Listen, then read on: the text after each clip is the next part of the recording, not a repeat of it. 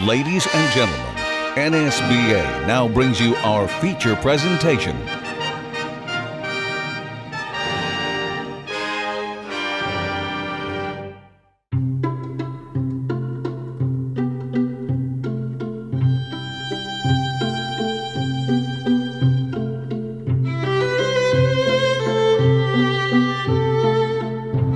Okay, here we go. How far is the progress now, and when do you think you might be on the floor level? It's 8 months down and back up, but we're about 25% done the structure and the parquet. We hope to be at main floor the end of August. Frankly, I'm surprised you have made so much progress since you started. It's really fantastic. He's liking the concrete. I'm so fond of that concrete, that work that they have done, just fantastic.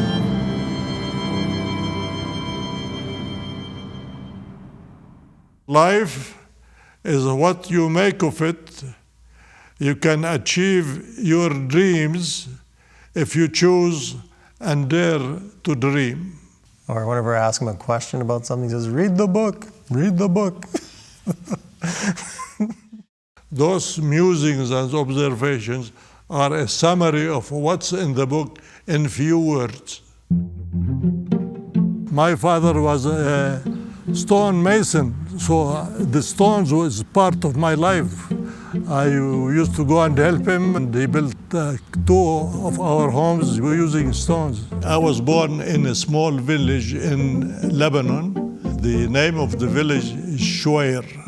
If you translate it into English, it means rock. And most of the people in the village have become stone masons. It's kind of interesting that my father ended up working in concrete and becoming the so-called king of concrete, when his roots basically come from his father being a stonemason or working with rock himself.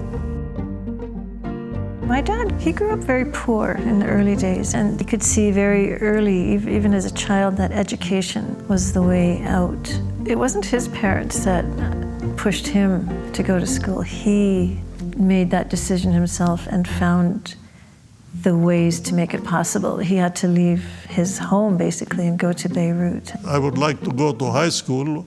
We don't have money. How can we do that? You can go to high school, but you have to go and work in the cafeteria, in the kitchen, on the tables, wherever there is work. I said, that's wonderful, I'll do that. And from there, I went to university using basically the same idea. Every step along the way, he had to make it happen himself. So that drive for education informs his whole life.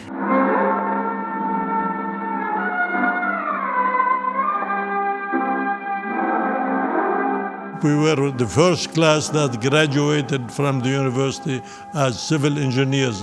My plan was to find work. I noticed there was an ad in the paper from an American company looking for civil engineers. To construct and operate this pipeline, Trans-Arabian Pipeline Company was formed. TAP Line for short. They said, when can you start working? So the next morning, all I did, I went back to the office in Beirut. They put us all in a car and drove us to Sidon. That's where we were building the pipelines to go into the sea. So when I noticed that, I was driving and looking at it, I could see that that pipeline won't go under the bridge. It's going to go through the bridge, and you can't do that. So they made the changes, raised the bridge enough so that the pipeline will pass. And that was very important for the company and for me and for my supervisor, that it came at the right time before it could cost them lots of money. So they gave me a raise and made sure that I also was given more authority as far as the work is concerned. Within a year and a half, we almost finished the project. Now, through the Trans-Arabian Pipeline system, flows the oil of Saudi Arabia to the storage tanks of Sidon. Well, where am I going? What am I going to do after that? I felt I wanted to do more engineering.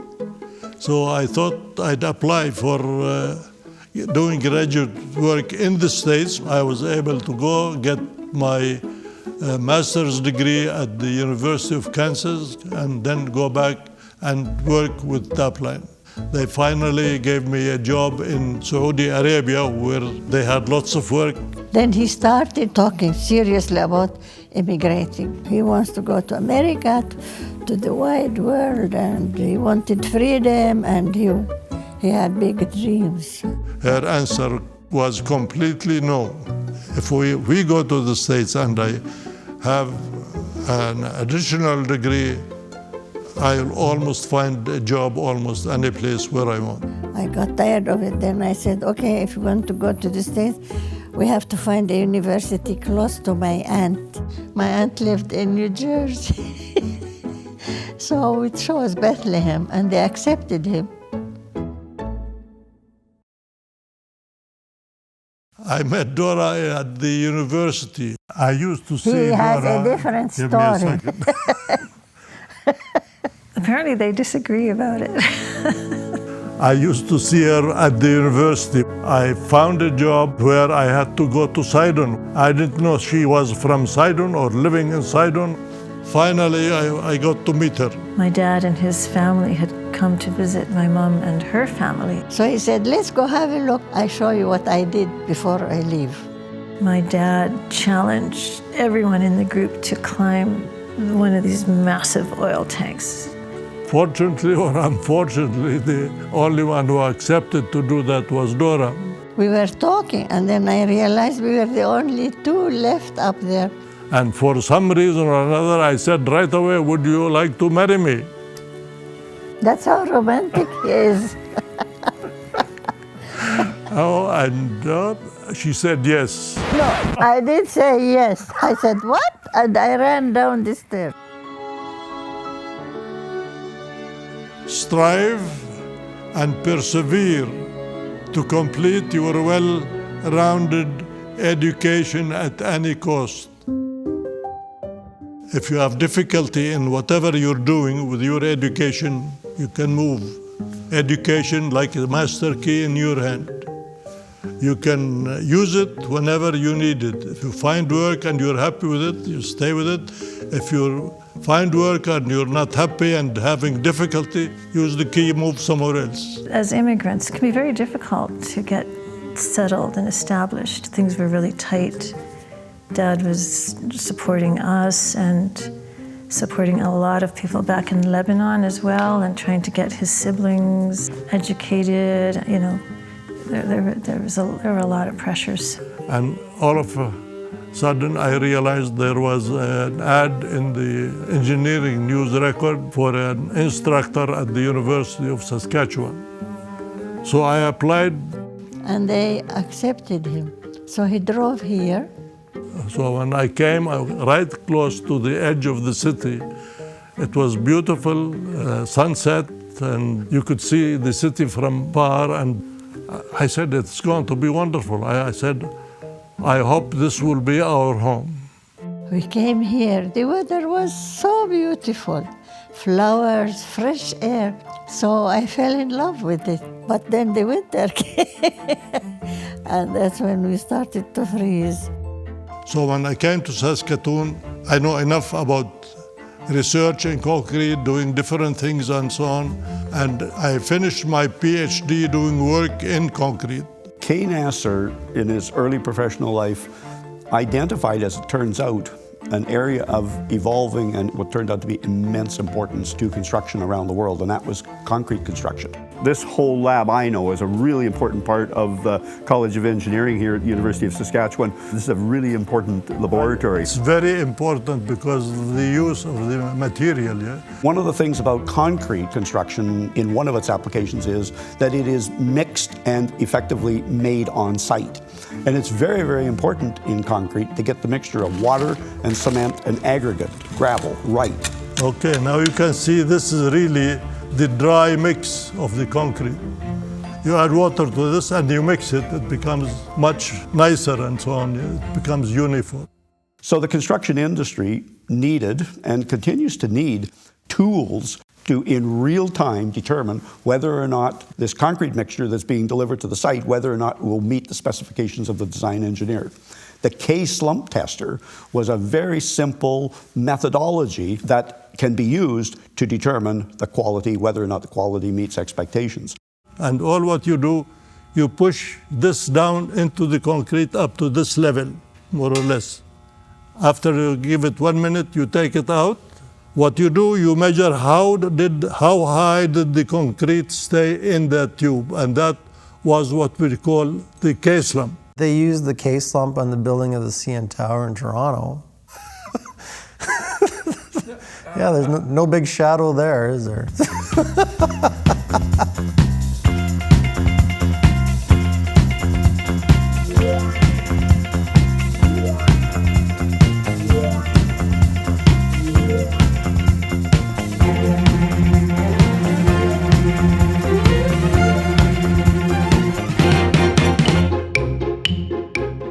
The real estate development, it just happened by accident.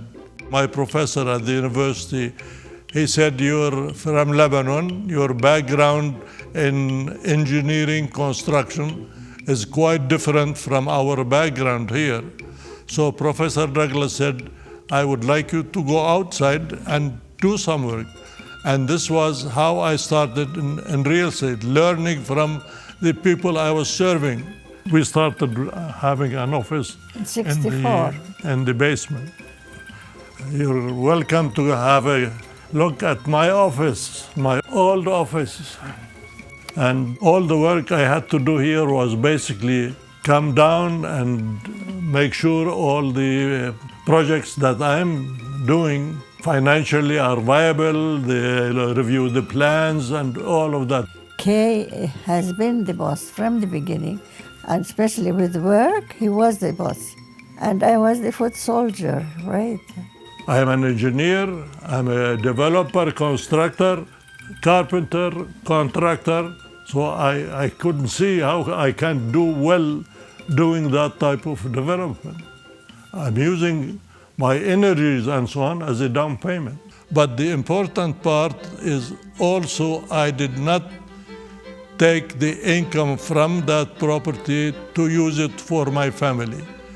I felt since I was a professor who was making enough money like anybody else, we should be able to live on my salary. Everything else goes into the real estate that I was doing.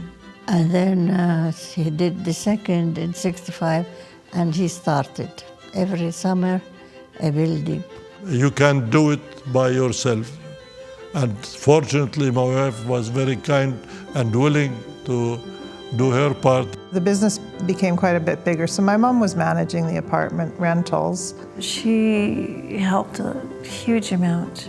Us three girls were writing out all the rental receipts, so it really did start out as a family business. But then it got too big, and Dad built an office out in the Sutherland area and hired managers and kind of went from there. At one time, I would think he was a workaholic. Maybe he was. Do what you enjoy doing with passion. The rest will take care of itself. Every corner has a great view in this building. It's just a totally different perspective on the city. Oh, there's my patio. Look at that. I had this built just for you. Yeah. A big part of Dad's success is he always keeps his eye on the big picture. And where other people tend to get bogged down with details about how to do things or how are we going to do this or this is going to get in the way, he always focuses on what is the end game here. And a good example of that is Parcel Y at River Landing. And there were many reasons why we shouldn't have gotten involved in that. But there was one good reason, and that was because it was the best piece of land in the city. Now, where do you get that material from, you know? Turkey. Turkey. Turkey. Yes. Oh, my goodness. I thought it would be Italy rather than Turkey. The rest of your stone's from Italy. Do you know if there is anything from Lebanon or Syria? Nope. Just you, Kay. Just you. You're the only stone from there. Shortly into the project, when we first started digging the hotel, and it must have been 20 below outside, and there was Kay standing in a vest and a hard hat and boots in the middle of the lot, just watching them do the work. And it triggered two thoughts. One, it validated his passion for the project. More importantly, it scared the hell out of me because I was afraid that he might get hit by a truck or a piece of equipment. And so we had to give Kay a few rules about how he could come to the site. And there's 250 people working on that site on any given day, and I'll bet you almost every one of them know Kay. We had what was called a topping ceremony on top of the east tower. As soon as that bucket of concrete came over the top of the edge of that 13th floor, I don't know how many people my father elbowed to get in towards that bucket. And as they brought it down over top, there was no stopping him. He was going to get that concrete onto that patch. And there's a big burly man standing beside him ready to pump, but he wasn't going to pump because my dad pumped that concrete into that patch. And I'm sure that was a topping ceremony for him in effect. He must have been so proud and so happy to be doing what he was doing. I would say that as a partner, the Nasser family are unique to the extent that they are a family in every way, shape, and form. Everybody brings a different background to the table, and it's good to have everybody's input. Well, I mean, you've got an engineer, an MBA, or a financial person, and a lawyer, and so everybody does have a different perspective, but We complemented each other, really. yeah. Except Kay always schools us on business and law. I'm really very happy that my son John, as well as my daughter Mona, were interested in what we have been doing. So they're doing basically everything. We couldn't be more happy with where we're at today. We have every reason to believe that this project will finish strong and go off with flying colors. It really does go back to the reputation and the integrity of the Nasser family. Quintessential K. Nasser is material things are not important to him at all. He doesn't get value out of flashy cars, flashy clothes, or anything like that. I mean, as you know, he's been wearing the same light blue suit that he's had since the 40s maybe. There was an article in the Globe and Mail, maybe about 10 years ago, talking about what's going on in Saskatchewan. They started with the Von Wyant dealership and the Porsches and how many more Porsches there are in Saskatoon. And then the next paragraph was, you will not find a Porsche on the driveway of Kay Nasser's house. And that is so true. He never cared about the trappings. And honestly, I don't think he has a concept of money. He just has a concept of goals and succeeding. I guess that parlays into his advice he's given me, and he's probably given it to everyone else, that money comes and goes, but with your education, you can continue to do anything you want. It seems to be part of within me.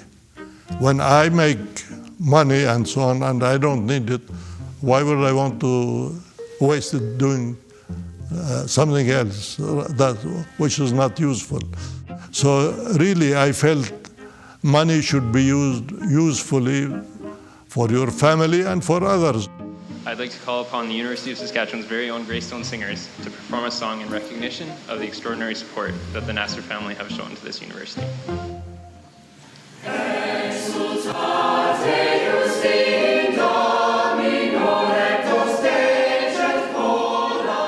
It's a historic event today, an event of great contemporary importance, and it's a symbolic event. It's historic, of course, because we celebrate today, as you've already heard, the largest philanthropic contribution to the University of Saskatchewan in our history. The London building is what is now it's called the Vienna Apartments, or the KW Nasser Center downtown. When I was dean of the business school, I had the great opportunity to spend a bit of time with Kay and with John and Mona. And one of the things that I had discussed was I really think it's time for the business school to have a presence across the river, a presence downtown. And that's why I decided that we will donate to the university the $12 million. And within a very short period of time, it turned into the very important gift that is now the Nasser Center in downtown Saskatoon. Kay Nasser was making donations to the university, to students, from his very first paycheck when he came to the University of Saskatchewan. And those of us that worked around Kay never knew that. And I've done that all my life. That kind of big picture, small picture, who can I help and how does that help the community and what can I do in the community that will help the individuals? I think it's very personal for you as well. He meets the students, he talks to the students, he tells them his story, and most importantly, he listens to their story. He says, I am so personally grateful for all of those who encouraged my education, and therefore that is the spirit with which Kay Nasser has then been giving back to students all this time. 1 year in the province here, we had very good crops. And what are we going to do with all that wheat? And my dad thought, well, we have this great dish in Lebanon called kibbe, which is a mix of ground beef and ground wheat. Well, the wheat burger we basically created in this kitchen here, my wife and the rest of us. She does the mixing, we do the eating and tasting. And so he decided to open up a restaurant and call it the Wheat Key Cafe. And, you know, he'd never been in the restaurant business before. I have been always surprised at the new ideas he would have come up like that. And like the whiskey, he went through with it to the end. Unfortunately, got shut down. The rationale at the time was that they couldn't distinguish the protein between the meat and the wheat. If he had brought it on the market now, I always said he was 30 years ahead of his time because I'm sure it would have been a successful venture now. Here's our space entrance right here, office, workspace, and another breakout room over here, which could be a library. I think it'd be nice to be a library. Now where do you have the boardroom? Right here. Between these columns, is basically. It common room? So here to here. Yeah, you're standing in it. We're in the boardroom Everybody right now. can use that? Sure, everybody can use it. Oh, I see. Except you.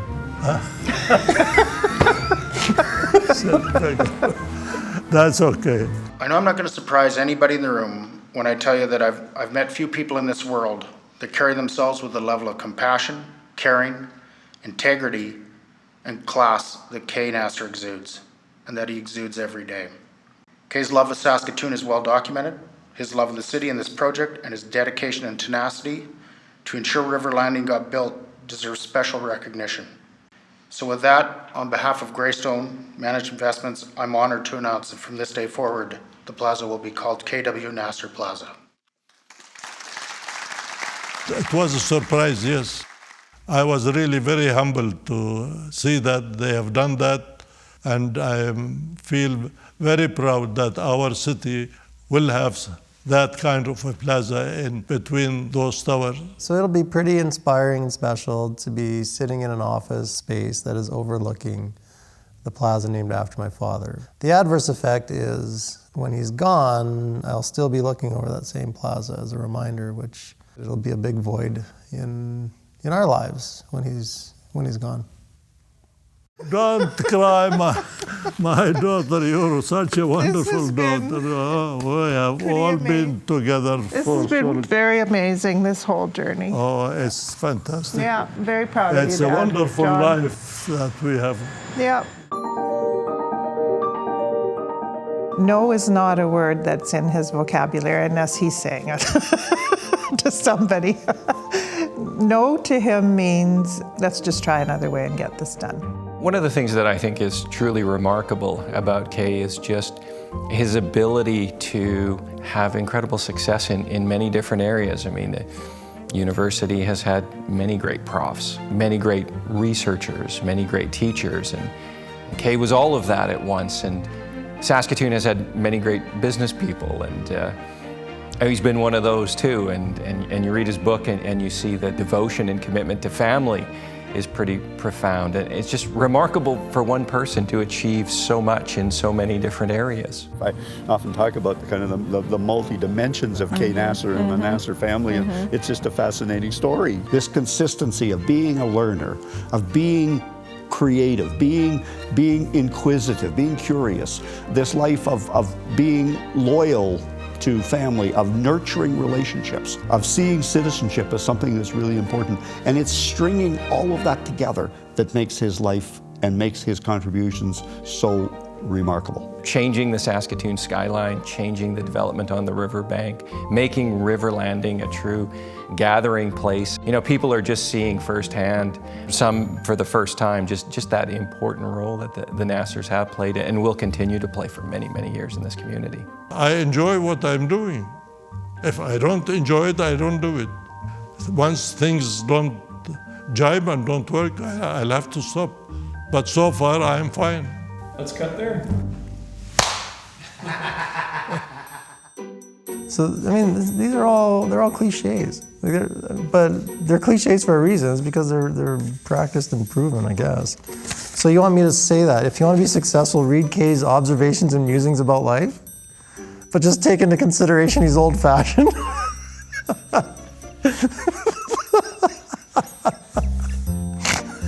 Here's one. Marry a young, healthy, good-looking, responsible, respected, educated optimist. Procreate. Pass on the torch. You will be elated, loved, respected, remembered, and praised. How's that?